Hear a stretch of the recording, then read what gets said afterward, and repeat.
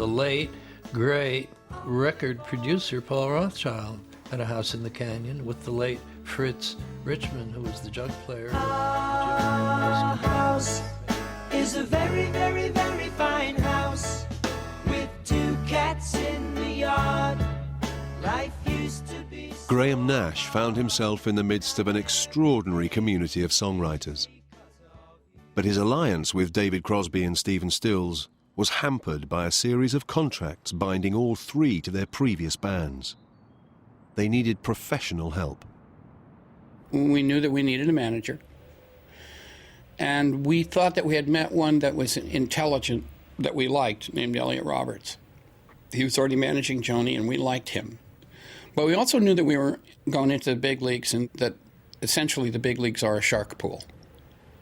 And so we thought it would be good if we had our own shark. I think I like music, you know, whatever strikes me as being good is something that I want to record. I mean, I don't think that every record that we make is a hit or that every artist that we record is going to be a star, but I think that all the music that we put out is very valid.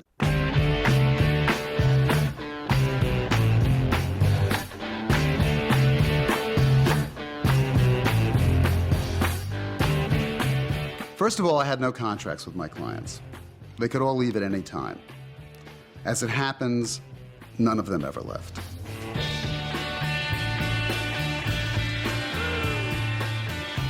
It was my job to stand like a dam against the river of shit that was coming down on these people, and I did that, and that was a difficult job.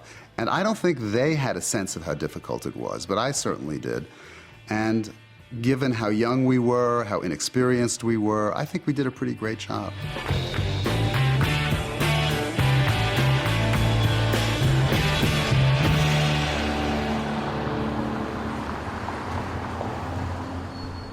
David Geffen and Elliot Roberts set up shop on Sunset Strip in 1969 and set about challenging the balance of power in LA's increasingly outdated music industry.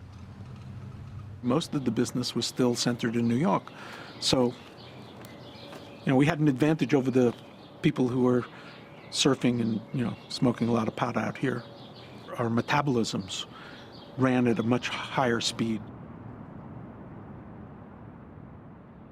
New York's Tin Pan Alley and Brill Building, songwriting factories churning out hits for artists that were considered disposable by their record labels, had dominated the industry for decades.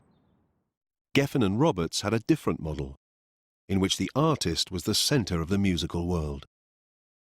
You know, there were deals for artists with the record companies that were, you know, horrible. And David and Elliot in particular changed the dynamic. Up until then, the artists were, you know, getting screwed in a profound way. Now, after them, they only got screwed in a less than profound way, you know.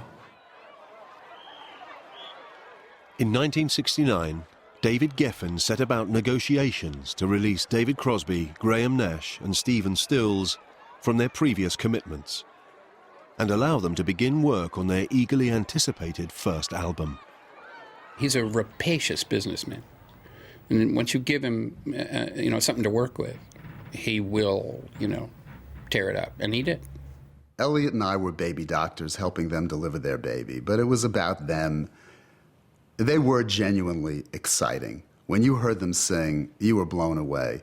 I mean, when Stephen wrote Sweet Judy Blue Eyes about Judy Collins, who he was having a relationship with at the time, and you heard them sing that song, it was awesome. Friday evening, Sunday in the afternoon.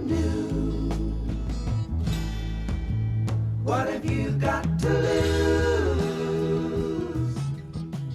They had wonderful songs, exquisitely woven melodies, and the simplest of arrangements. The whole thing was so pure. And it sang, and it worked, and it touched your heart. Just like their LA predecessors, the Beach Boys and the Mamas and Papas, Crosby, Stills and Nash were a harmony group, but they encapsulated a new spirit, the laid-back acoustic sound of Laurel Canyon. We wanted to engage the listener and put the listener on a journey where you smoked a big one, you took the shrink wrap off, you put the record on the record player, and you were gone. Guinevere had green eyes like yours, milady, like yours. People say, I don't know how many hours I stared at that picture. You know, I had a musician from England once told me, said, you know, we used to sit there in England and look at that Crosby, Stills, Nash cover and say, what is it like, you know, to be there in California and just stare at that thing while the music played. Peacocks wandered aimlessly underneath. The 60s counterculture had been dominated by the strident psychedelia of acts like Jimi Hendrix, Cream, and the Grateful Dead. But LA had produced a new sound that was both commercial and politically credible. FM radio, which was our path to the marketplace, was all, you know, hard-ass rock and roll, you know. And then along came acoustic guitars and 3 harmonies, and it just changed everything. They had a hit album, a formidable manager, and were planning a live tour. But Crosby, Stills and Nash also had a problem. Stephen played both guitar and keyboard on the record. He can't do that on stage. Stephen talked to Ahmet Ertegun, who owned Atlantic Records at the time. He's a dear friend and a great supporter of Crosby, Stills and Nash. And so he said, why don't you talk to Neil? He's a perfect stranger, like a cross of himself in a farce. Less than a year after the collapse of Buffalo Springfield, Neil Young had already begun to make his mark as a solo artist. Now, he was the 4th frontman in a supergroup overflowing with individual talent. Even then, Neil was powerful. And you weren't sure if you wanted to be competing with that power or cooperating with that power. It's a loner. It was inevitable that that band would be as big as it turned out to be, no question about it. And it was also inevitable when Neil joined the group and it became Crosby, Stills, Nash and Young, that inherent in that greatness was the seeds of its destruction. I'm not going back to Woodstock for a while. Crosby, Stills, Nash and Young's mutual ambition had brought them fame and fortune. But over the next 10 years, their early potential would be squandered amid clashing egos, drug addiction, and the trappings of celebrity. And as the collective spirit of the 60s gave way to an age that would come to be known as the Me Decade, LA's solo singer-songwriters found their voice.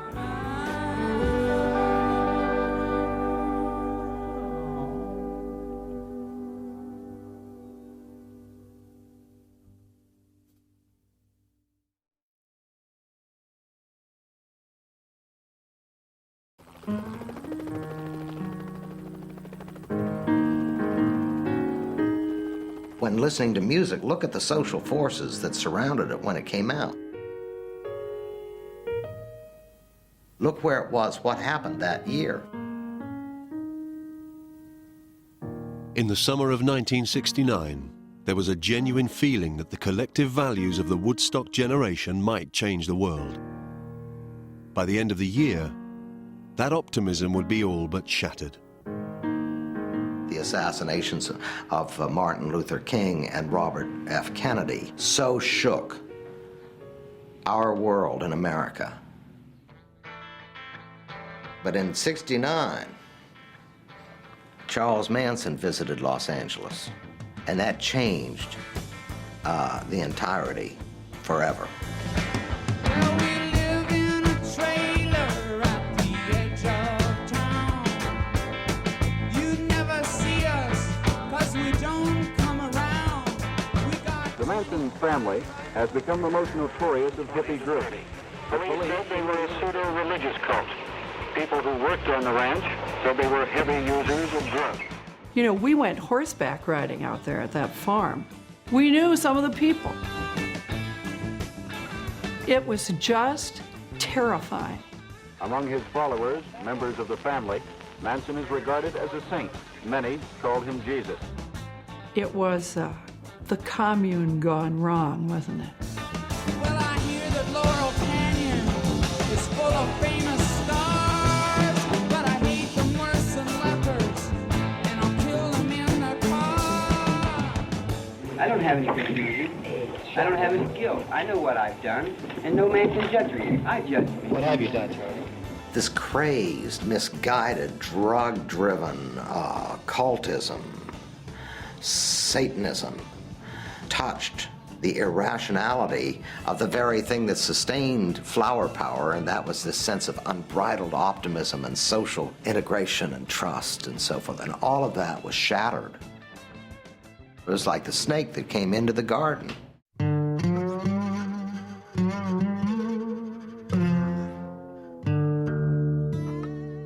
The Manson gang's killing spree shamed and terrorized LA's alternative artistic community, of which he'd been a well-known, if barely tolerated, presence. And 3 months later, at a free Rolling Stones concert at Altamont near San Francisco, the counterculture was dealt another devastating blow.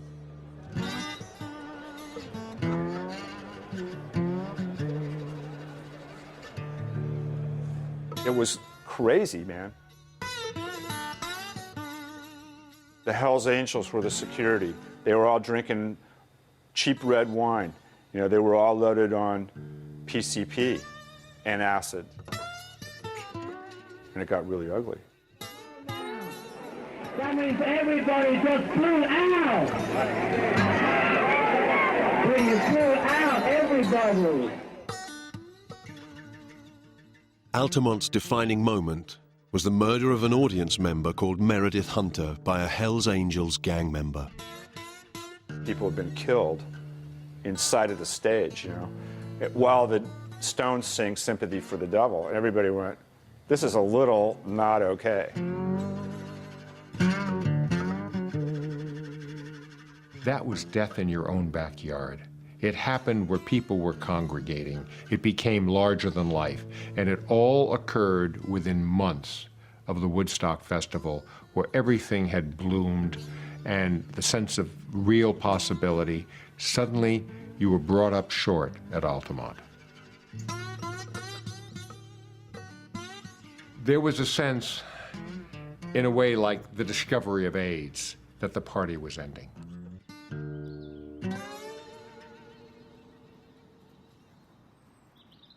It was time, it seemed, for the come-down. The new decade brought a shift in the emotional landscape of LA's emerging singer-songwriters, as the failure of the collective gave way to the power of the personal. Here's another really new one that isn't quite finished, just for fun. I think if you listen to the material, you can see how everyone was forever changed. In 1970, Joni Mitchell, who 2 years earlier had penned the theme song to Woodstock, recorded a collection of startlingly autobiographical songs. It was the basis of an album that would become the definitive statement of confessional songwriting. In my first week of college, she called and asked would I come out to California to do some photos of her. And she was writing the songs for Blue.